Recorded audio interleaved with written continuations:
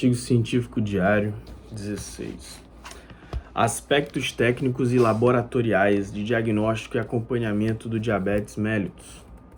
Critérios diagnósticos para diabetes mellitus. O diagnóstico laboratorial do diabetes mellitus, DM, pode ser realizado por meio de glicemia de jejum, glicemia 2 horas após teste oral de tolerância à glicose, que é o TOTG, e hemoglobina glicada, o HbA1c. Não existem outros testes laboratoriais validados e recomendados para essa finalidade. Os valores adotados pela Sociedade Brasileira de Diabetes, SBD, para cada um desses parâmetros são os mesmos recomendados pela Associação Americana de Diabetes, American Diabetes Association, ADA, e encontram-se descritos na tabela 1. Vamos lá, critérios diagnósticos para DM recomendados pela ADA e pela SBD. Exame, o normal, o pré-diabetes e o diabetes. Vamos lá. Glicemia de jejum, normal menor que 100. O pré-diabético de 100 a 125. Diabetes maior ou igual a 126. Glicemia 2 horas após TOTG, né? Que é teste oral de tolerância à glicose, né? Glicemia 2 horas após TOTG com 75 gramas de glicose, né? O normal, menor que 140. Pré-diabético, 140 a 199. E diabético é maior ou igual a 200. Beleza? Beleza. Vamos lá. Hemoglobina glicada, normal menor que 5,7, pré-diabético 5,7 a 6,4 e diabético 6,5, maior ou igual, né? Então, beleza. É isso aí. Vamos continuar. A necessidade de realizar o diagnóstico de DM com esses testes advém de sua validação clínica por meio de desfechos clínicos. Nas últimas 4 décadas, os critérios diagnósticos passaram por diversas modificações, exatamente devido ao surgimento de novas evidências referentes à associação de valores cada vez menores de glicemia a risco de complicações micro e macrovasculares. Algumas dessas mudanças encontram-se no breve histórico descrito no quadro 1. Vamos ver o quadro 1. Breve histórico dos valores de corte de exames laboratoriais utilizados no diagnóstico de DM. NDDG 1979, ADA 1997, ADA 2004 e ADA 2010. Vamos lá, 1979. Diabetes mellitus, glicemia de jejum em 140, 7,9 milimol por litro, ou glicemia pós-TOTG, né, em 200, 11,1 milimol por litro. Tolerância à glicose diminuída, IGT, glicemia pós-TOTG de 140 a 199. E TOTG é considerado o principal exame no diagnóstico de diabetes mellitus. 1997. Diminuição do ponto de corte de 140 para 126, 7 milimols, né? Ok. Beleza. Aí, a ADA considera a glicemia de jejum o principal exame no diagnóstico de diabetes mellitus. Tá, muito bom. O termo glicemia de jejum alterada passa a ser introduzido para valores de 110 e 126 em jejum. 2004, diminuição do ponto de corte de 110 para 100, 6,1 a 5,5 milimol por litro para glicemia de jejum. Introdução da recomendação da hemoglobina glicada de 2010, né, para diagnóstico. Perfeito. Vimos um breve histórico. A seguir, serão abordados detalhes técnicos de cada um desses exames. Glicemia. A glicemia tem sido utilizada por muitas décadas como critério de definição para DM. Esta seção apresenta aspectos técnicos da dosagem, portanto não será feita distinção entre glicemia de jejum e pós-sobrecarga no aspecto metodológico. Aspectos pré-analíticos. Na prática clínica e laboratorial, os principais desafios quanto à precisão da dosagem da glicose são os erros pré-analíticos. Eles se devem principalmente à sua metabolização no tubo da coleta, ou de coleta. Dessa forma, tanto o tipo de tubo utilizado como processamento da amostra até sua análise podem influenciar os níveis de glicose mensurados. Após a coleta de sangue, a glicose é metabolizada pelos eritrócitos, o que ocasiona queda dos seus níveis em torno de 10% por hora. Para minimizar o impacto desse processo, diversas medidas podem ser tomadas, conforme o quadro 2. Quadro 2. Estabilidade da amostra para dosagem de glicemia, conforme o método de coleta. Tubos de soro com gel, tampa vermelha com faixa amarela. devem ser centrifugados em até 2 horas após a coleta. Tubos de soro secos, tampa vermelha, devem ser centrifugados e manipulados em até 2 horas após a coleta. Tubos com fluoreto, tampa cinza, devem ser centrifugados em até 3 a 4 horas após a coleta.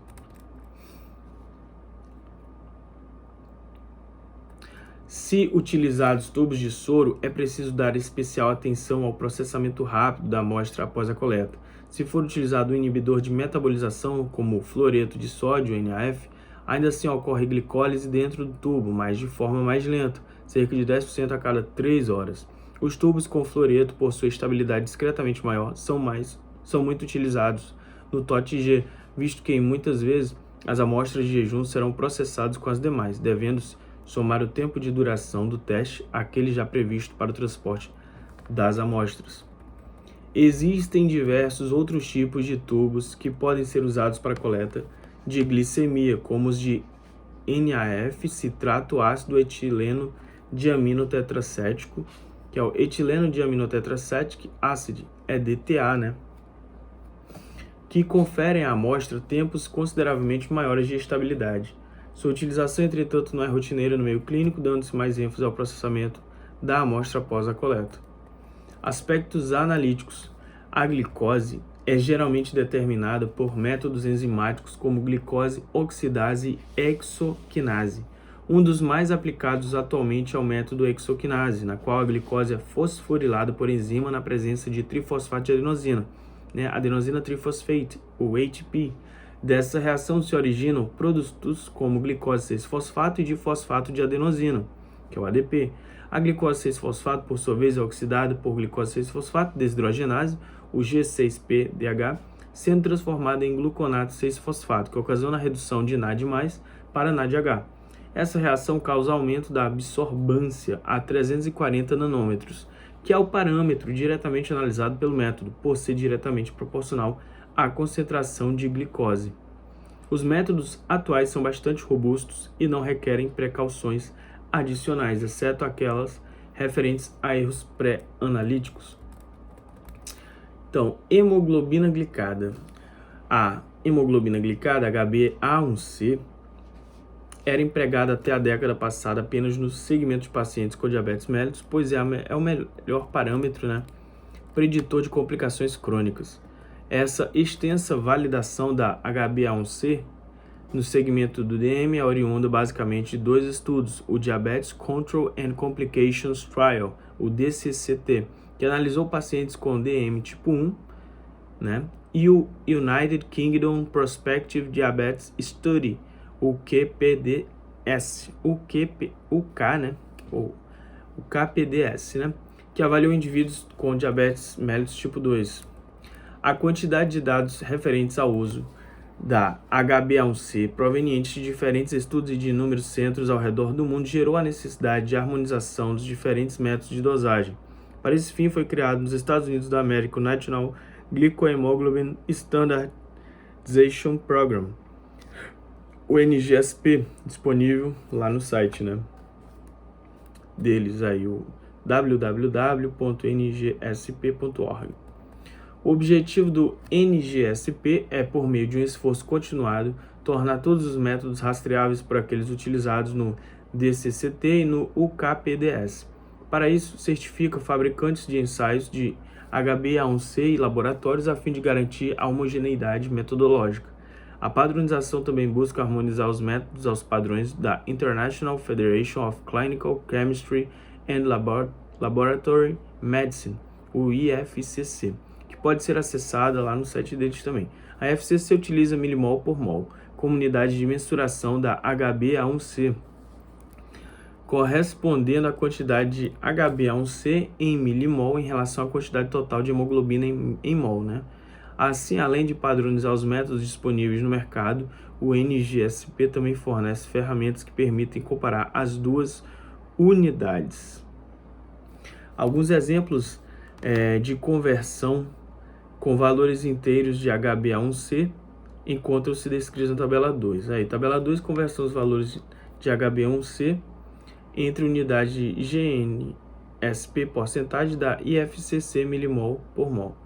Tá aí, A porcentagem, 5% é 31 milimol por mol, 6%, 42 milimol por mol, 7%, 53 milimol por mol, e assim vai, 8%, 64 milimol por mol, 9%, 75 milimol por mol, 10%, 86 milimol por mol, 11%, 97 milimol por mol e 12%, 108 milimol por mol. Essa é a conversão.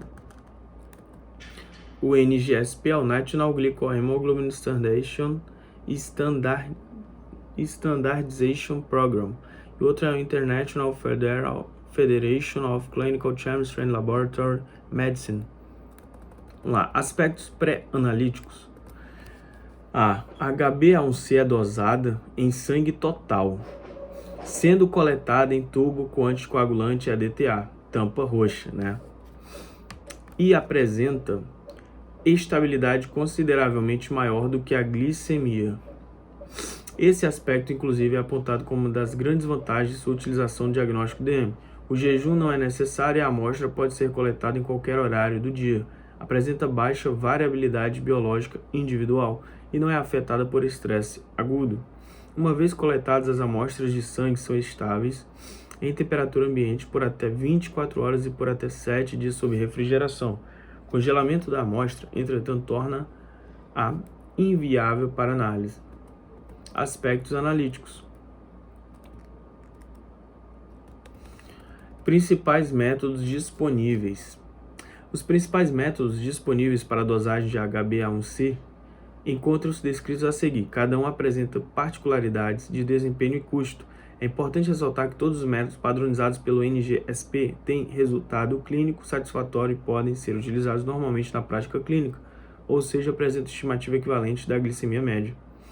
Não há uma regra para saber se um método é padronizado pelo NGSP apenas pelo nome da técnica utilizada, somente consultando detalhadamente o nome do fabricante e o modelo do ensaio na listagem constantemente atualizada do NGSP. Será possível certificar-se de ter em mãos o método rastreável. Com cromatografia de troca iônica. O método de cromatografia de líquida de alta eficiência, o High Performance Liquid Chromatography, HPLC, por troca iônica ou troca catiônica, consiste na separação das diferentes formas de hemoglobina de acordo com a carga da molécula.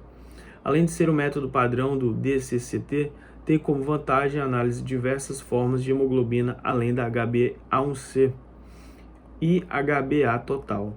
Isso pode ser particularmente vantajoso na presença de formas variantes de hemoglobina. Cromatografia por afinidade. A cromatografia por afinidade ou afinidade por boronato, né, é uma forma de HPLC na qual o grupo cisdiol da glicose ligada a HbA1c liga-se a derivados de ácido borônico que estão imobilizados em resina. O restante da hemoglobina não glicada é eluído e mensurado como o primeiro pico do cromatograma. Posteriormente, a HbA1c ligada à resina é eluída, sendo possível assim mensurar a fração glicada da hemoglobina. Esse método faz apenas a distinção entre hemoglobina glicada e não glicada. Apesar de não permitir a visualização de outras formas de hemoglobina, a cromatografia por afinidade não sofre interferência das formas variantes mais comuns de hemoglobina. Apresenta menor custo em relação à cromatografia de troca iônica. Imunoensaio de inibição turbidimétrica. Consiste em um método imunoturbidimétrico que utiliza anticorpos específicos para HbA1c, ligando-se à região da cadeia beta da hemoglobina próxima ao sítio de glicação. Como as variantes de hemoglobina de maior prevalência na população encontram-se em regiões mais afastadas da cadeia, não interferem no ensaio. Além disso, os métodos imunoturbidimétricos possuem baixo custo e podem ser realizados em analisadores bioquímicos automatizados. Interferentes, hemoglobinas variantes. A presença de hemoglobinas variantes pode afetar de maneira heterogênea os diferentes métodos disponíveis para avaliação da HbA1c. Hemoglobinopatias são a forma mais comum de mutação genética pontual no ser humano. Dessa maneira, existem mais de 1.700 formas diferentes de hemoglobina variante. Isso impossibilita que todas sejam contempladas quando métodos de dosagem de HbA1c são desenvolvidos.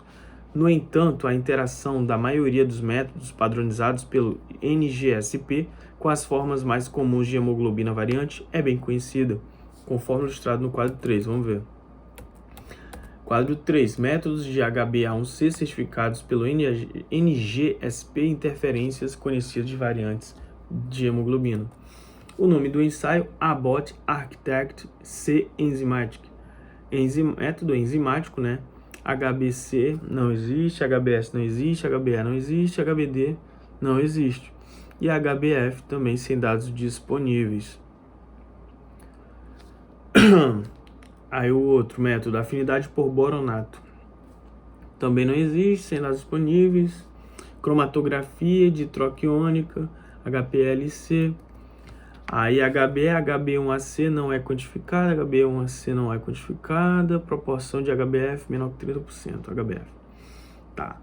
Imunoensaio, aumento de HbA1c na HBC. Aumento de HbA1c na HBS. Não, sem dados disponíveis, né? HBE e HBD, não. Aí, cromatografia de troca iônica, HPLC e por aí vai, né? Os vários métodos, eletroforese por capilar também, tem uma porrada de método aí. Ó, na ausência de dados específicos, pode-se considerar em geral que imunoensaios não têm interferência significativa de HBE e HBD, pois essas substituições na cadeia estão distantes da porção N-terminal da cadeia beta de hemoglobina. Na ausência de dados específicos, pode-se considerar em geral que tanto imunoensaios quanto métodos de afinidade por boronato sofrem interferência da HBF, quando seus núveros encontram-se acima de 10 a 15%. Na maioria das vezes, a presença de hemoglobinopatias não invalida o resultado de HbA1c. É importante que o clínico esteja sempre em estreito contato com o laboratório para que os casos complexos sejam analisados em conjunto. Em grande parte dos casos, as hemoglobinopatias presentes em heterozigose não inviabilizam a utilização da HbA1c. Nas formas raras homozigotas de hemoglobina anormal, CC, SS, EE, porém não há HbA presente. O valor de HbA1c, portanto, não pode ser quantificado. A vida útil dos eritrócitos é altamente variável nessas condições. O método de afinidade por boronato poderia até fornecer um valor mensurável de HbA1c nesses casos, se o laboratório não estiver ciente da ocorrência de hemoglobinopatia, mas ele na verdade não corresponde a HbA1c, e sim outras formas de Hb glicada. Esse valor não teria significado clínico porque sua conexão com a glicemia média do período de vida da hemácia seria perdida. Nessas situações, a frutosamina pode ser indicada para monitorar a glicemia. Outros interferentes. Interferentes que diminuem a dosagem de HbA1c são a anemia hemolítica, ou estados hemorrágicos que reduzem o tempo de vida útil das hemácias, ou ainda vitamina C e E em altas doses. Por exemplo, vitamina C acima de 20 gramas por dia, pois podem inibir a glicação da hemoglobina. Podem elevar os níveis de HbA1c os seguintes interferentes: hipertrigliceridemia grave, níveis acima de 2.000 mg por decilitro, pode afetar a turbidez da amostra. Hiperbilirrubinemia em níveis muito elevados, acima de 50 mg por decilitro. Alcoolismo crônico pela ingestão, pela ligação, do acetaldeído à hemoglobina, que pode elevar o nível de HbA1. Ingestão crônica de salicilatos, 3 a 6 gramas por dia. Anemia ferropriva, fenobarbital, elevando a reatividade da glicose à hemoglobina. Insuficiência renal por meio da hemoglobina carbamilada. Outros exames utilizados.